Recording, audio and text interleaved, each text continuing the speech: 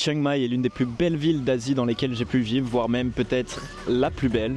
Elle a un énorme potentiel tant bien pour les expatriés, les digital nomades, mais aussi les voyageurs qui veulent venir profiter de ce que la ville et ses alentours a à offrir pendant quelques jours, voire même plusieurs semaines. Et derrière ces aires de ville parfaites, vous allez vous rendre compte que tout n'est pas toujours rose ici à Chiang Mai. Bien entendu, je vais vous présenter tout ça dans cette vidéo. Allez, c'est parti, musique.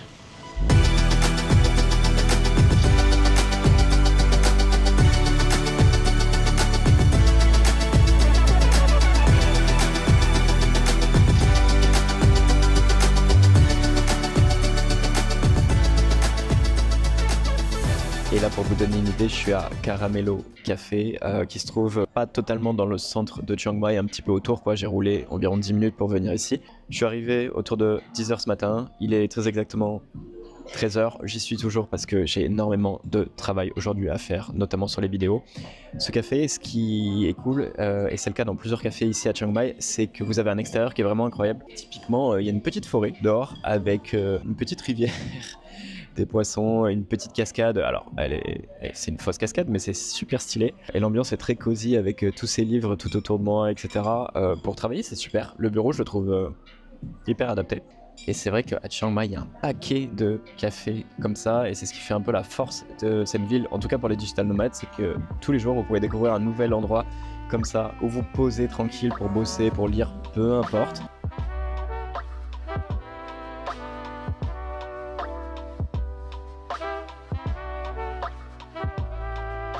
Alors, sur le coût de la vie, maintenant, on peut en parler aussi. Donc, sur la principale dépense, bien entendu, celle qui concerne les logements. Comme vous pouvez le voir, mon logement est pas si mal. Et à vrai dire, j'ai loué un appartement dans un condo. Donc, un condo, c'est cette espèce d'ensemble d'immeubles avec des parties communes, comme la piscine. Il y a aussi une petite salle de sport. Bon, rien d'incroyable, mais bon, au moins elle est là. L'appartement que j'ai, c'est un petit T2, donc j'ai quand même ma chambre à part, j'ai une grande salle de bain, une petite cuisine, un petit salon. Alors bien entendu, on n'est pas sur une décoration incroyable, c'est très standard comme logement, sans âme, si je puis dire. Mais en gros, ça fait largement le taf, surtout pour 1 ou 2 mois. C'est surtout très bien situé, donc dans un quartier à Chiang Mai qui vous permet d'avoir accès à tous les cafés qui est autour, le très grand centre commercial Maya qui est littéralement à 1 minute, 2 minutes en scooter, donc très pratique aussi. Les moindres déplacements que vous faites au quotidien sont entre 5 et 10 minutes max, même pour aller dans la vieille ville, donc là-dessus c'est vraiment ultra pratique. Ce logement, je le paye environ 550 € mensuels via Airbnb, donc avec les frais de la plateforme, ce qui est vraiment pas cher pour les standards qu'on a, et ça c'est globalement partout le cas ici à Chiang Mai, c'est que les logements sont pas très chers, ce qui permet quand même de pouvoir profiter de ce type de prestations à moindre coût.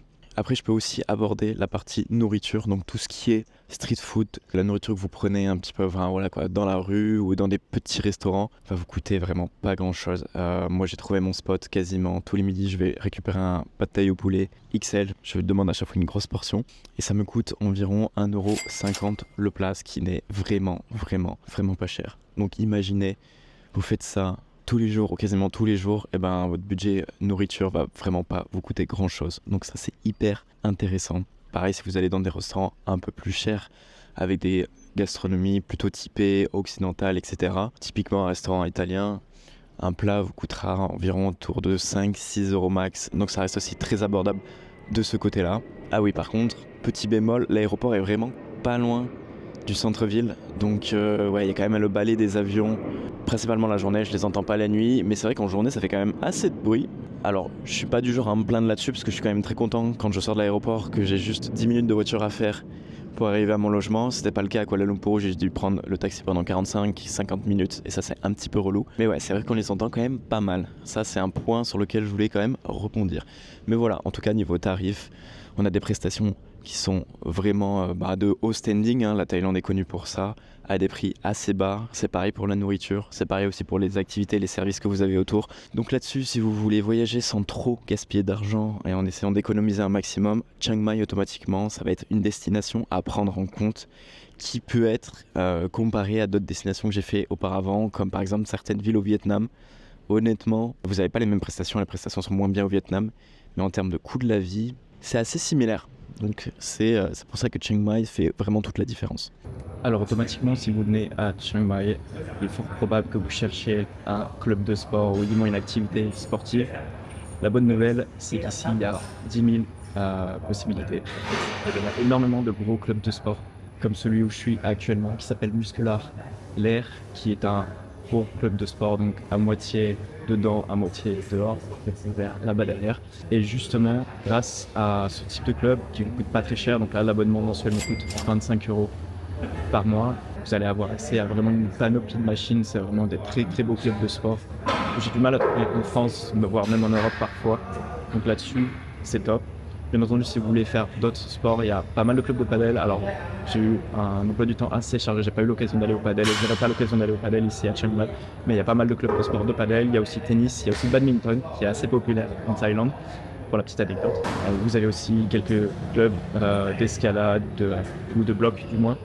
Donc voilà, vraiment plusieurs activités sportives que vous pouvez faire ici. Il y a vraiment le choix à des prix abordables. Bien entendu, si vous voulez aussi venir faire des stages de Muay Thai, il y a plein de clubs de Muay Thai ici à Chiang Mai, de manière générale en Thaïlande, mais à Chiang Mai en tout cas il y en a beaucoup. Donc ne vous inquiétez pas, si vous venez pour un stage de Muay Thai, si vous voulez vraiment devenir des vrais pros de la boxe Muay Thai, venez ici, il y a vraiment plein d'opportunités là-dessus. C'est vraiment cool. Bouh, me revoilà. Donc là, je viens d'arriver devant le salon de massage. J'ai rendez-vous pour 1 heure de massage. Alors j'ai choisi un massage à base d'huile. Il y avait plusieurs types de massages, je vais vous les présenter juste après. Bien entendu, juste pour info, je vais essayer de filmer une partie du massage, pas tout bien entendu, mais j'ai contacté en amont le salon de massage quand même. Voilà, vous devez sûrement vous demander, mais c'est bizarre de filmer un massage, peut-être que les masseuses, elles veulent pas être filmées, blablabla. J'ai été en contact directement via Facebook avec l'établissement qui m'a donné une réduction, qui était très content que je fasse une vidéo. Donc voilà, ne vous inquiétez pas là-dessus. On va aller voir ça de plus près. Je vais vous montrer un peu la carte des différents types de massages qu'il y a, sachant que les massages en Thaïlande, c'est sûrement un truc qu'il faut faire à tout prix.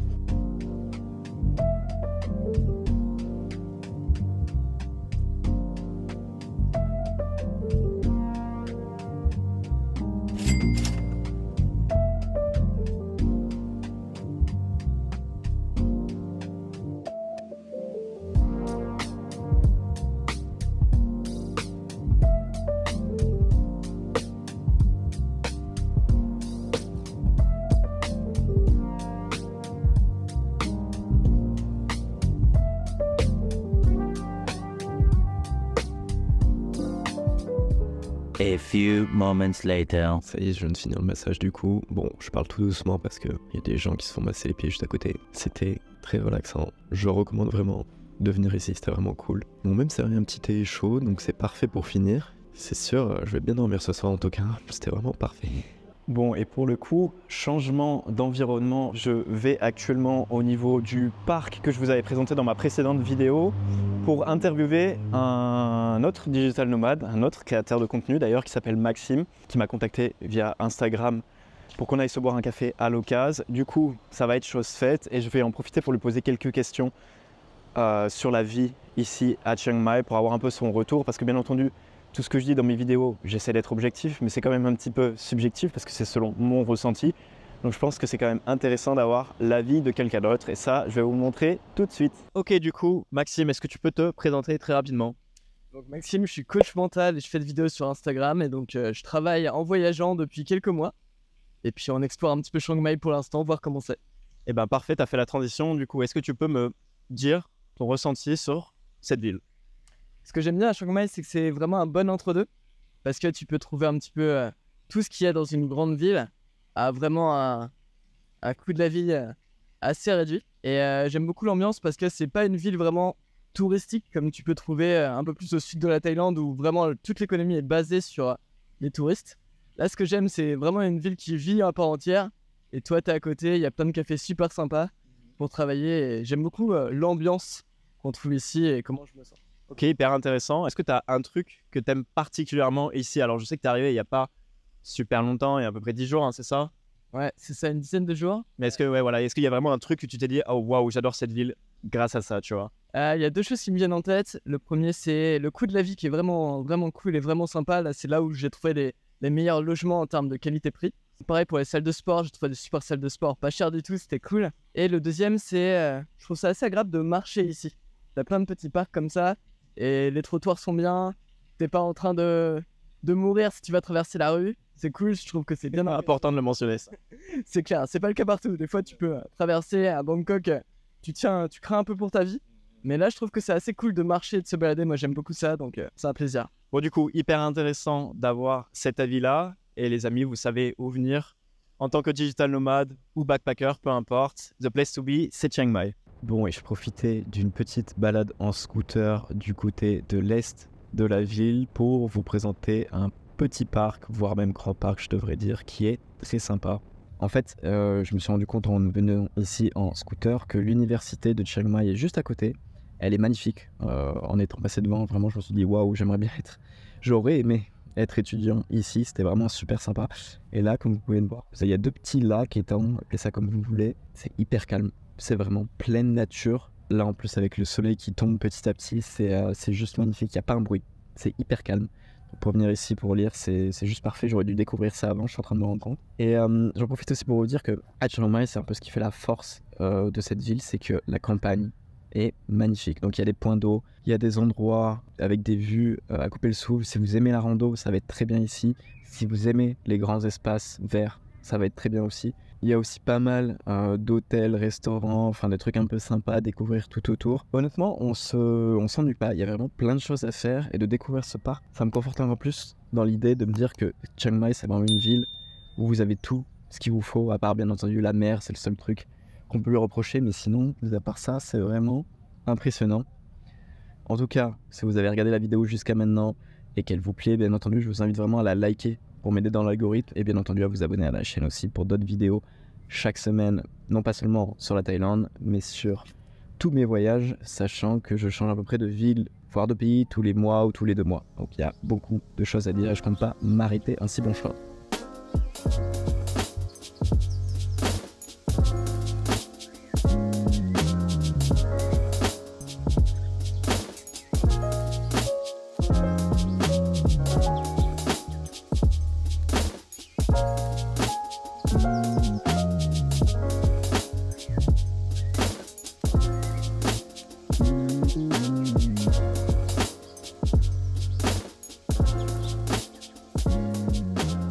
Alors, je profite de ce très beau petit coin de nature que je vous recommande aussi. Hop là, je suis directement sur un joli petit ponton avec le lac juste derrière. Ça, c'est un spot à sunset, je vous le dis.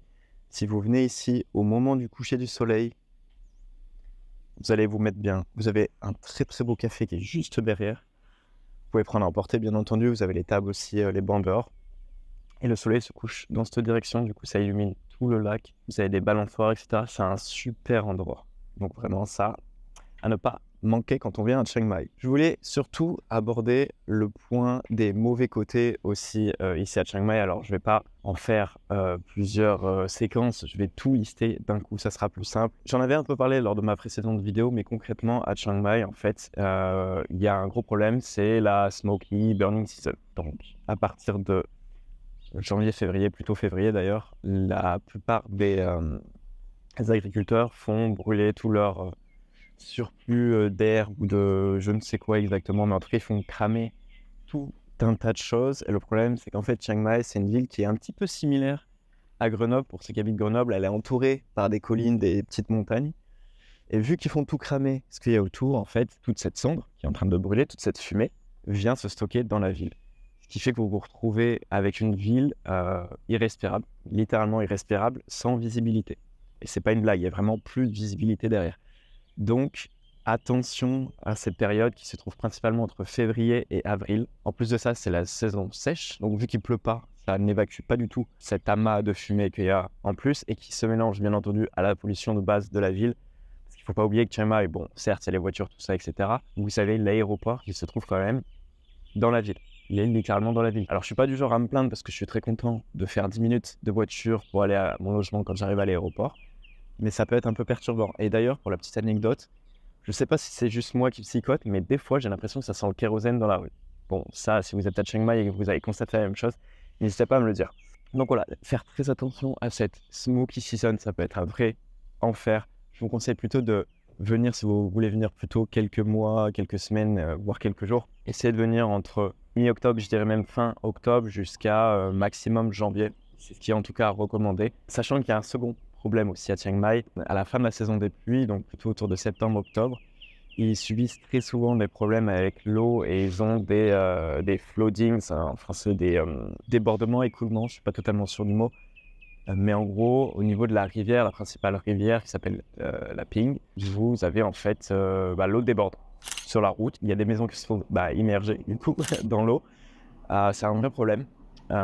C'est très très difficile pour les habitants qui habitent autour de la rivière parce que chaque année ils y ont droit quoi. Ils se retrouvent avec une maison tout simplement remplie d'eau. Alors il y a certains quartiers qui sont pas vraiment concernés par ça, mais bon c'est quand même dommage d'arriver à Chiang Mai à un moment où la moitié de la ville est sous tension, en train d'essayer d'évacuer ses habitants et de surtout mettre des gros sacs de sable pour limiter l'eau qui s'étend un peu de partout dans la ville. Donc ça aussi, ça à prendre en compte. Donc c'est vrai que pour moi, c'est quand même deux gros bémols et je suis pas le seul à penser ça. Parce que c'est une ville où très clairement des gens se verraient, ou en tout cas des expats, j'ai parlé avec eux, se verraient vivre ici à l'année sans problème.